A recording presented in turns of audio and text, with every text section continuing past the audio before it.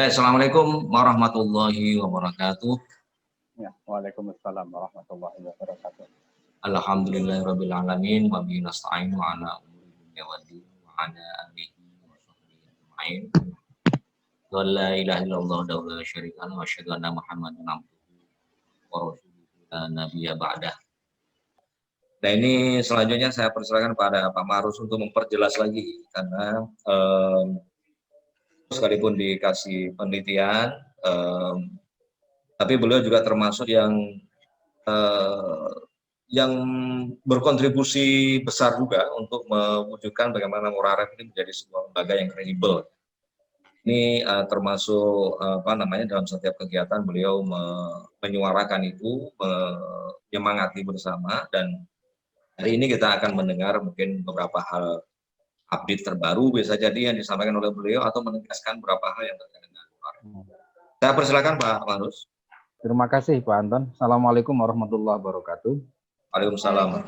Alhamdulillahirabbil alamin wassalatu wassalamu ala asyrofil anbiya'i wal mursalin sayyidina maulana wa syafi'ina Muhammadin sallallahu alaihi wasallam, amma ba'd. Yang sama-sama kita hormati Bapak Sartoni, saya kira ini founder Muraref, luar biasa.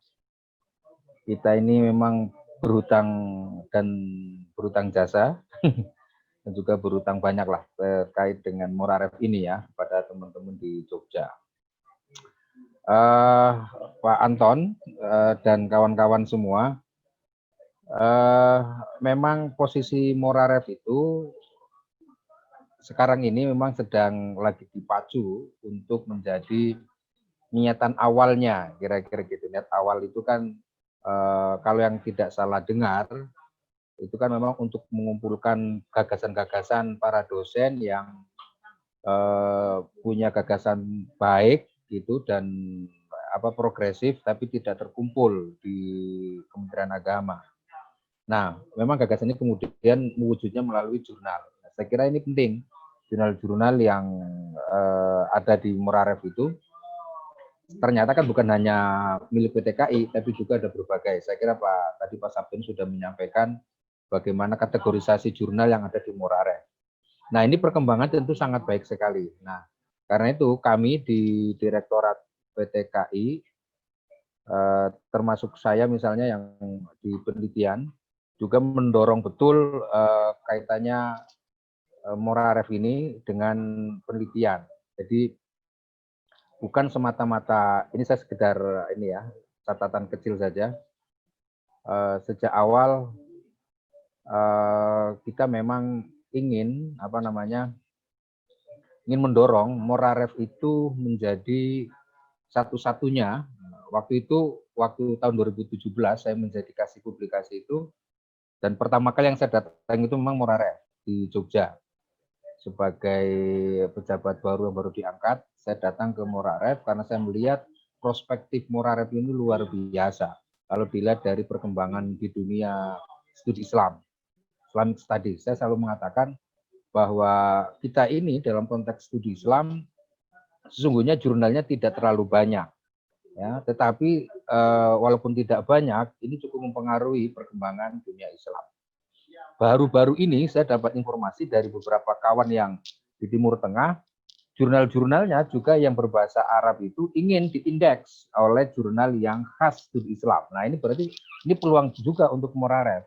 Jadi kalau Scopus itu misalnya hanya bahasa Inggris, maka Muraref saya kira ke depan harus didesain bisa mengumpulkan juga gagasan-gagasan atau jurnal-jurnal yang berbahasa Arab. Mudah-mudahan sudah, saya belum tahu ya. Jadi nanti dari Mesir, dari Maroko atau dari mana saja itu nanti bisa. Karena tahun 2018 itu ketika pimpinan ke Iran, waktu juga ada salah satu ya mirip seperti Scopus gitu, tapi hanya untuk Islam Studies. Ini terbatas juga sebenarnya. Nah, saya kira Muraref ini menjadi alternatif. Jadi waktu itu saya sudah melihat bahwa ke depan Muraref ini memang akan lebih prospektif, apalagi setelah keluarnya PP peraturan pemerintah terkait dengan pendidikan keagamaan. Nah, di situ ada kenaikan pangkat, kemudian ada monumental dan lain-lain, itu ada nanti akan berkacanya melalui Muraref. Nah, itu semua tentu saja adalah penting bagi kami di Direktorat PTN, khususnya di penelitian, terkait dengan bagaimana masa depan penelitian dan kaitannya dengan Moraref itu.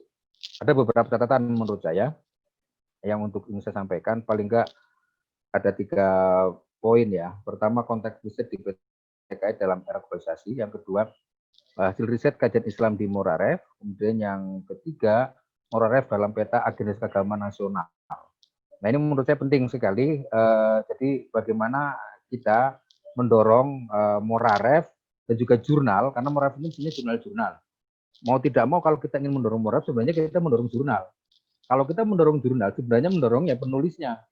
Kalau mendorong penulisnya, ya penelitinya. Penelitinya siapa? Ya dosen-dosen. Nah, kira-kira gitu. Jadi kait kelindannya sebenarnya ke sana. Jadi jangan pernah berharap Moraref akan menjadi seperti yang diharapkan atau diinginkan oleh tadi yang soal Pak Sabto ini menjadi pengindeks, tetapi kalau para pengelolanya, para penulisnya, para penelitinya tidak menyesuaikan dinamika ya agak susah juga. Saya kira poinnya itu yang ingin saya sampaikan. Nah, sekarang gini, ini keyword ya, kata kunci ketika hubungan riset dan Moraref. Bapak Ibu sekalian, saya kira jurnal-jurnal kita ini kan rata-rata tulisannya itu kan basisnya kan lokalitas ya. Lokalitas itu ya bisa misalkan jurnal Aceh, coba dicek aja. Jurnal Aceh misalnya yang punya Pak Anton atau di Sumatera. Satu edisi itu berapa persen yang mengkaji tulisan itu yang tidak berkaitan dengan lokalitas? Ada berapa persen? Katakanlah ya 70% misalnya ya, kaitan dengan lokalitas.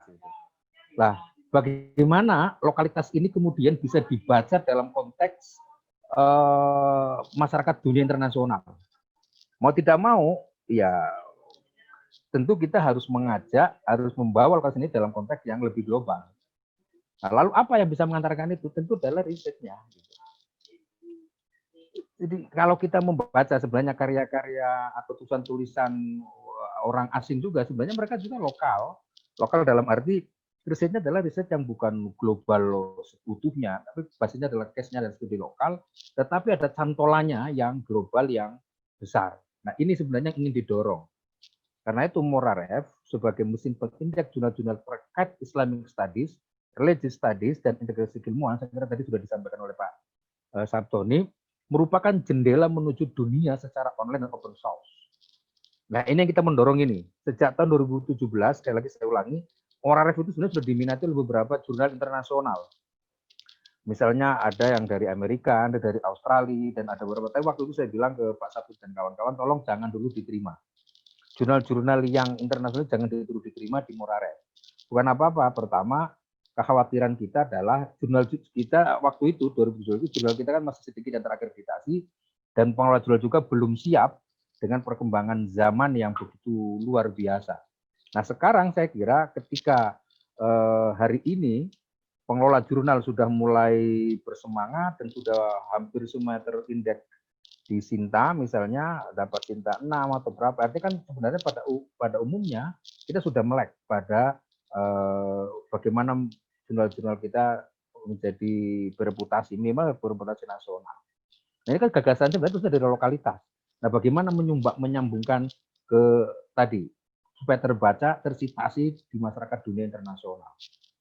Saya kira itu. Nah, kalau yang ini sudah siap, saya kira nanti kita akan menerima jurnal-jurnal dari berbagai dunia, saya kira nggak ada masalah, karena kita secara prinsip, pengelola jurnal, penelitinya juga siap untuk bersaing di Moraref. Nah, apa tadi saya kira tadi disebut oleh Pak Sabton soal grading, soal apa, saya kira itu yang ingin kita harapkan. Jadi menurut saya pertama ini, bagaimana gagasan lokalitas dari para dosen di masing-masing kampus, mulai dari Aceh, Papua, kemudian Sumatera, Jawa, Jawa juga Jawa yang mulai terpencil sampai yang terkota gitu ya, Sumatera juga sama, tapi terbaca oleh dunia. Inilah yang kemudian seringkali disebut bahwa bagaimana jurnal kita ini bisa menjadi destinasi studi Islam. Nah, kira-kira ke sana. Jadi supaya dibaca oleh dunia internasional. Kajian Islam Indonesia saya kira dari dulu sampai sekarang itu sangat khas. Ya, kalau dulu itu kan kajian Islam Indonesia diteliti oleh para orientalis, para Islamolog dari barat, dari Amerika. Kita mendengar ada Mark Woodward, kemudian ada Martin van Brunessen, kemudian ada Jim Fogg dari Australia, kemudian ada Greg Burton, Greg Philly, dan lain-lain. Saatnya saya kira kita sebagai dosen PTKI harus kita sendiri yang menulis, kita sendiri yang harus menunjukkan bahwa riset di kita ini cukup futuristik dan cukup prospektif. Jadi ya kita gitu. Nah, Moraref itu ada sebagai jalan saja sebenarnya untuk mengindeks gagasan-gagasan itu yang awalnya di lokalitas menjadi ke dunia internasional. Itu ketekun saya kira di situ ya. Bahwa apa kita takut bersaing dengan indikain? Sama sekali tidak, karena kita nanti saya kira yang disampaikan oleh Pak Sabtoni tadi, kita nanti akan setara gitu, dengan mereka. Bahkan kita punya kelebihan yang tidak dimiliki oleh mereka. Oke. Kok nggak bisa jalan? Nah, ini. Dalam konteks riset globalisasi itu apa sebenarnya? Pertama, ranking universitas di dunia ini salah satu penentunya adalah hasil riset, paten, dan juga jurnal bereputasi internasional. Jadi jangan pernah bermimpi menjadi universitas kita menjadi unggul, mendapatkan ranking kalau kita tidak punya hasil riset yang baik, paten yang baik juga. Apalagi kita juga tidak mempunyai jurnal bermutu nasional. Jadi dalam konteks itu sebenarnya ya ranking universitas itu basisnya adalah riset. Saya kira itu harus diakui. Nah, kami di direktorat itu sebenarnya ada tawaran yang menurut saya menarik klaster ini, dan ini masih belum banyak diminati oleh para dosen, tapi cukup setiap tahun selalu naik animonya. Apa itu? Riset kolaborasi internasional.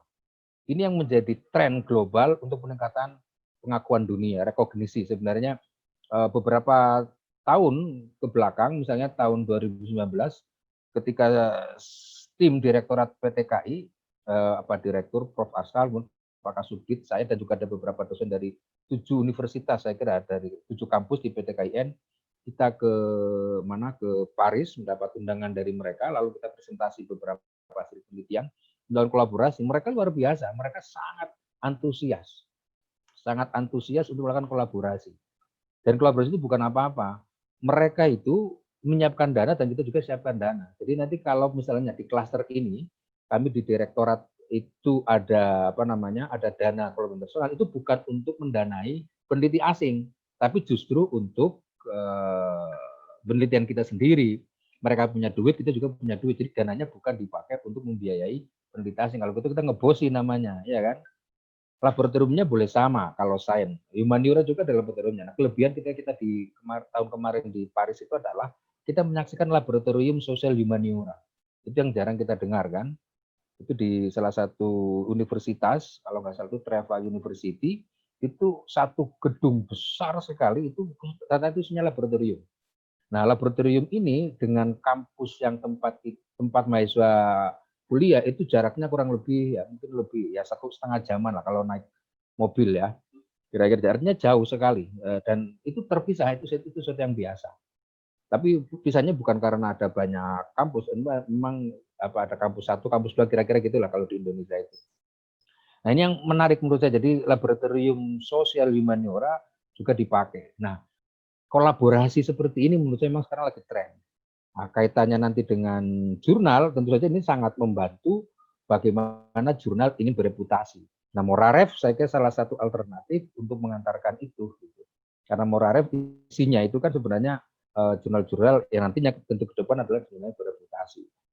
Nah, Direktur PTK merespon fenomena global itu melalui bantuan penelitian kita Brimas. Itu yang saya bilang bahwa riset ini, kolaborasi ini, apakah riset yang lain tidak? Mungkin saja, tetapi kan terbatas. Misalnya ada klaster di kampus itu namanya penelitian kolaborasi antar perguruan tinggi.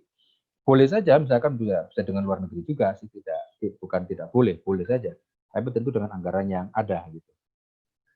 Kalau pengalaman saya di bawah 100 juta juga bisa kolaborasi dengan terutama perguruan tinggi ada di Asia, dengan Singapura, kemudian dengan Jepang, dengan saya kira masih cukup. 50 juta itu sangat cukup untuk kolaborasi dengan mereka. Walaupun bukan judulnya kolaborasi internasional ya, tapi paling tidak itu juga bisa dipakai ketika membangun klaster di kampus. Nah, Lita Bimas dan Arkan, nah kita juga sebenarnya punya kebijakan yang cukup strategis dalam konteks riset dan juga untuk publikasi itu Arkan. itu sebagai pintu gerbang bantuan sekolah berorientasi di Kementerian Agama untuk PTKI. Nah, Arkan itu apa? Mungkin Bapak Ibu juga sebagian sudah tahu, tapi nanti akan saya jelaskan sekilas. Nah, ini hasil riset kajian Islam di Moraref. Kalau kita mau lihat, mungkin Pak Sabtu tadi sudah ngomong, saya hanya sekilas saja. Konten Moraref saya ulangi lagi, isinya paling tidak 3, ada studi Islam, studi agama, dan integrasi ilmuwan. Ini yang menurut saya jurnal-jurnal juga nanti harus sejak awal itu bisa kalau tidak bisa berkategorisasi, ya sejak awal harus bisa kira-kira mau masuk di kategori yang mana. Integrasi keilmuan kah, studi Islam kah, atau studi agama. Itu yang saya kira nanti akan menjadi pintu masuk di Moraref. Nah, karena itu dalam riset kajian Islam di Moraref itu perspektifnya ya paling tidak ada 2, satu perspektif interdisipliner dan yang kedua adalah perspektif multidisipliner. Jadi bukan monodisipliner.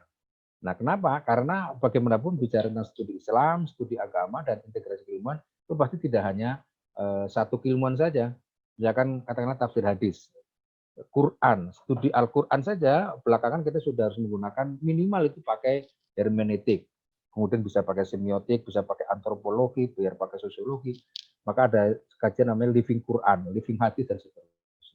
Nah, menurut saya ini penting sekali ya, Bapak Ibu sekalian, untuk melihat bagaimana konten yang ada di Moraref. Nah, kalau kita melihat hari ini, peneliti dan penulis artikelnya, di Moraref itu ada 84.316 penulis.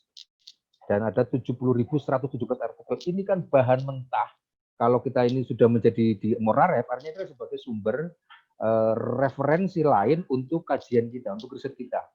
Bayangkan, 70.117 artikel sesuai dengan keilmuan yang kita miliki, itu kalau untuk penelitian, itu kira-kira berapa puluh saja artikel yang kita pakai. Apakah Moraref sudah pernah dipakai tulisan di jurnal-jurnal Moraref?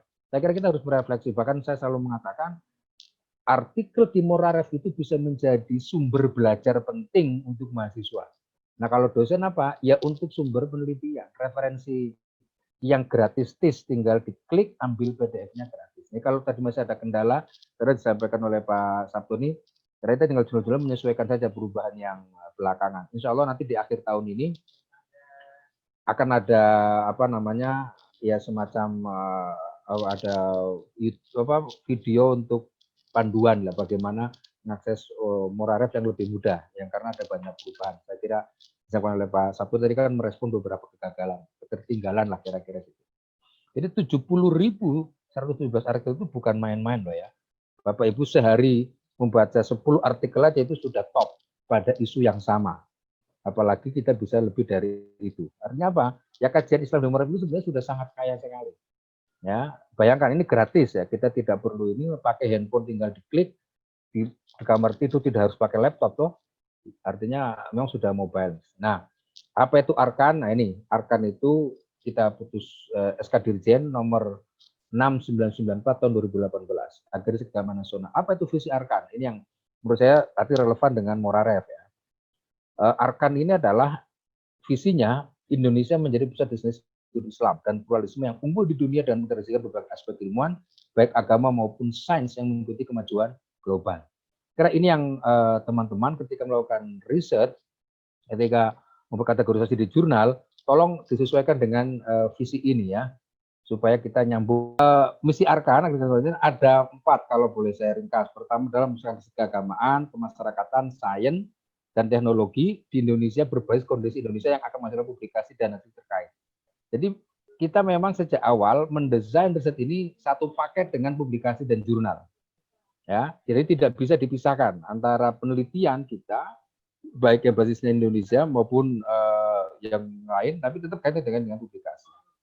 Kemudian yang kedua, memberikan kontribusi pada pengembangan keilmuan di dunia. Nah, ini yang tadi saya bilang, bagaimana aspek lokalitas itu dikenal di dunia.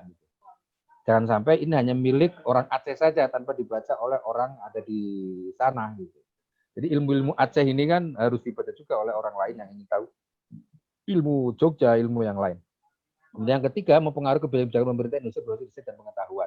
Nah, harapannya tentu saja selain riset yang berbasis pada keilmuan tadi juga mempunyai kebijakan. Ini kemudian disebut sebagai policy research.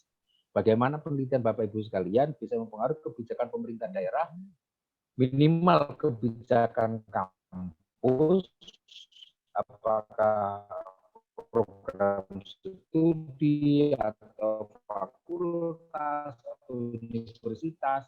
Jadi jangan sampai kemudian paling tinggi di jurnal, setelah itu sudah nggak berfungsi lagi. Nah setelah dari jurnal mestinya langsung ke kebijakan. Minimal dipakai untuk pembelajaran kita ketika jadi dosen. Minimal kan itu. Dan sampai kita ngajar juga tidak update lagi hasil penelitian kita. Nah, itu nanti tidak ada gunanya. Dan yang keempat, mengembangkan riset inovatif yang berkelanjutan. Ini yang sering kita sebut sebagai salah satunya adalah paten. Maka tahun 2020 sebenarnya kita berharap ada 10 penelitian yang outcome-nya langsung paten. Tapi sayang karena COVID, jadi 10 penelitian ini masih belum berjalan karena dananya nggak ada. Jadi itu bagian dari ikhtiar kita untuk membuat penelitian inovatif. Bahkan kalau di dalam PMA nomor 4 tahun 2020, kita sudah ada klaster penugasan. Tahun depan mudah-mudahan nanti Bapak Ibu sekalian, misalkan ada perlu riset tentang jurnal Bapak Ibu sekalian, itu bisa kalau memang rektornya menginginkan supaya jurnal ini punya fokus, jurnal ini punya keistimewaan, distingsi, dan lain-lain. Kalau tidak melakukan riset, maka tidak bisa dilakukan misalnya. Ya sudah, ambil dari dana BPPT itu untuk penugasan. Jadi bukan kompetisi. Itu boleh kalau berdasarkan PMA tentang PMA tentang penelitian yang revisi dari nomor 14 tahun 2014. Saya kira nomor 55 tahun 2014 ya. Jadi ada banyak sekali perubahan regulasi juga yang berharap semuanya adalah inovatif, bukan stagnan. Termasuk Moraref, saya kira tadi ya, ada SK Dirjen tentang Moraref juga bicara soal itu. Nah, tema risetnya paling tidak ini Bapak Ibu sekalian, yang saya berharap walaupun lokalitas tapi juga mengglobal. Pertama tentu studi Islam, ini ada banyak, dan kalau Bapak Ibu sekalian sudah pernah ikut bantuan penelitian di Lita Bimas, maka Bapak Ibu sekalian akan otomatis penelitian Bapak Ibu itu masuk kategori tema yang mana. Dari 5 tema ini, dari 4 tema besar ini, masuk 15 tema kecil. Misalnya teks suci dalam agama-agama. Jadi Bapak Ibu tolong bisa cek kalau yang pernah ikut bantuan penelitian Lita Bimas atau pengabdian atau apa, itu akan masuk. Kategorinya apa? Ini kalau yang misalkan yang integrasi ilmuwan, ada pendidikan transformatif, ada sejarah, arkeologi, dan manuskrip, ada kesejahteraan sosial dan masyarakat, pengembangan kedokteran kesehatan, lingkungan, pengembangan teknologi. Nah, Bapak Ibu, tema penelitiannya itu tentang apa? Itu akan masuk kategori di 5 kategori ini kalau integrasi ilmuwan. Jadi sesungguhnya kita sudah dimudahkan oleh Arkan ini. Nah, kami berharap ke depan Moraref juga akan nyambung dengan ini supaya nanti antara Moraref dan Arkan itu di jurnalnya dan apa itu kan nyambung gitu. Nanti kalau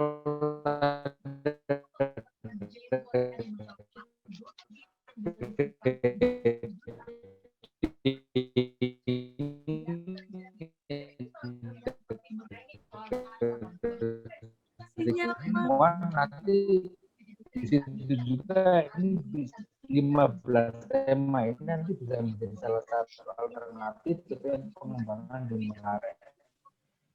Supaya keilmuan kita, kajian nyambung.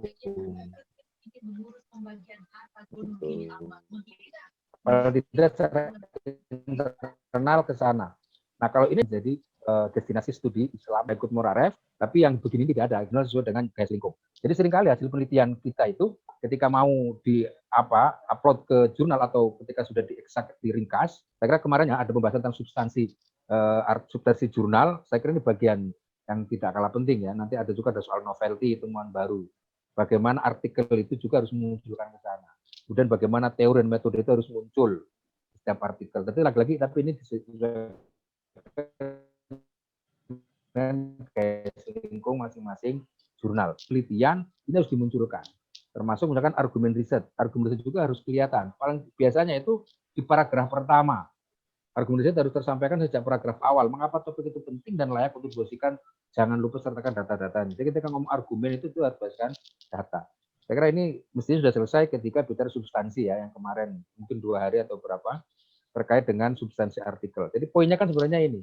Jangan sampai Bapak Ibu sebagai pengelola jurnal tidak care, tidak sensitif pada hal-hal ini yang basisnya adalah riset sebenarnya.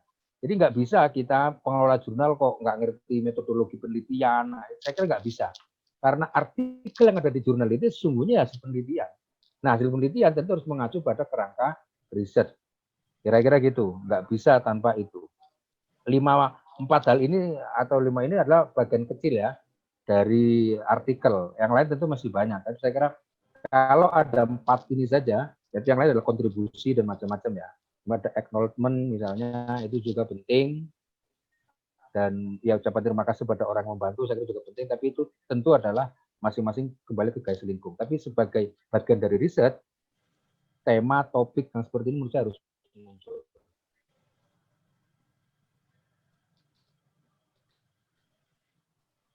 Kalau itu nggak agak susah. Hal dan Moraref itu bisa bersinergi. Nah, ini sekedar tip aja ya. Nah, paling tidak saya akan membagi pada 3 hal. Pertama, sinergitas Arkan, Moraref, dan jurnal itu, artikel jurnal akan dipengaruhi oleh hasil riset. Jadi yang saya katakan itu, dan Moraref akan dipengaruhi juga tata kelola jurnal. Jadi Moraref ini kan hanya pengindeks. Kalau jurnalnya tidak dikelola dengan baik, isinya juga tidak sesuai dengan riset, tentu nanti isi Moraref juga nanti tidak akan lebih baik. Jadi kalau kita inginkan Moraref sebagai pengindeks jurnal internasional, maka mau tidak mau jurnal-jurnal kita dari PTK juga harus ikut pada dalam konteks kali. Nah, saya kira nanti di Moraref juga tentu tidak akan masuk ke grading tadi. Jadi makanya dengan Moraref sudah sepakat tujuannya bukan membinasakan, ya, tetapi memang untuk membina. Jadi jangan sampai jurnal yang misalnya under standar gitu, lalu dibuang keluar, nggak usah. Tetap di Moraref, tapi nanti tidak di grading, misalnya gitu. Tetap aja di dalam Moraref, karena Moraref tujuannya sejak awal adalah untuk membina, membantu, mendampingi para pengelola jurnal, penulis, dan juga yang lainnya. Nah, peneliti dan pengelola jurnal harus menjadi satu visi sebagai peneliti untuk mendapatkan hasil yang maksimal. Nah, jurnal berhenti melakukan jurnal-jurnal. Jadi kalau jurnalnya juga batin misalnya, ya agak berat. Misalnya gini, contoh yang paling sederhana. Walaupun sekarang jurnal itu sudah pakai OJS kan, Open Journal System, sudah pakai OJS, kemudian masing-masing itu kan kirim ke situ ya. Masing-masing itu artikel itu akan dibaca oleh reviewer. Nah, reviewer nanti akan balik lagi ke jurnal lalu dibaca. Nah, kalau editornya juga tidak paham tentang hasil koreksi reviewer kan juga susah. Karena kan dari reviewer itu kan juga biasanya tidak langsung jadi kan. Dia mentah kembali ke penulis lagi, penulis kembali ini. Nah, kalau pengelola jurnal tidak concern, tidak care pada riset, ya tentu tidak akan berkembang. Dan itu pengelola menurut saya berkali-kali saya katakan pengelola jurnal itu harus paham betul tentang riset. Nggak bisa hanya mengandalkan IT, teknologi informasi. Itu hanya alat saja. Itu hanya alat, tapi substansi isinya ya di kita, di pengelola jurnal yang ngerti tentang penelitian, kajian-kajian ilmuwan, punya paradigma, apalagi kalau misalkan jurnalnya prodi, maka ya basisnya adalah program studi. Misalnya seperti itu, jangan sampai lepas. Ini paling tidak sinergitas Arkan menurut saya, Moraref dan jurnal. Jadi memang tidak bisa tidak, isu-isu yang dari 15 tadi, ya memang harus ada dalam artikel atau jurnal yang kita petakan. Sekarang mungkin kita nggak menyadari itu, tapi ke depan saya kira juga akan melihat bahwa ternyata tema-tema di jurnal saya kategori di Arkan itu ini. Saya kira ke depan akan bisa dibaca seperti itu, sebagaimana kami ketika menginventarisasi dari proposal jurnal yang ada di Liter Dimas. Ya. Kemudian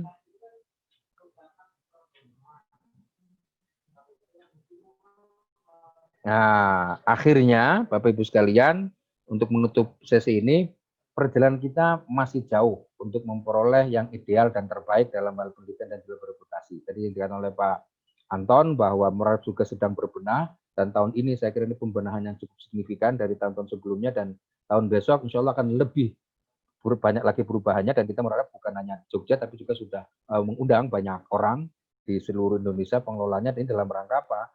Ya, supaya orang-orang di Moraref itu juga menjadi motivator, menjadi inspirator bagi peneliti dan pengelola jurnal. Jangan sampai kita yang menjadi dewan redaksi di Moraref juga bukan peneliti, karena kami meng-SK-kan para dewan redaksi Moraref ini adalah orang-orang yang dikenal sebagai pengelola jurnal, dikenal juga sebagai peneliti, dikenal juga sebagai pejuang dan aktivis jurnal dan penelitian.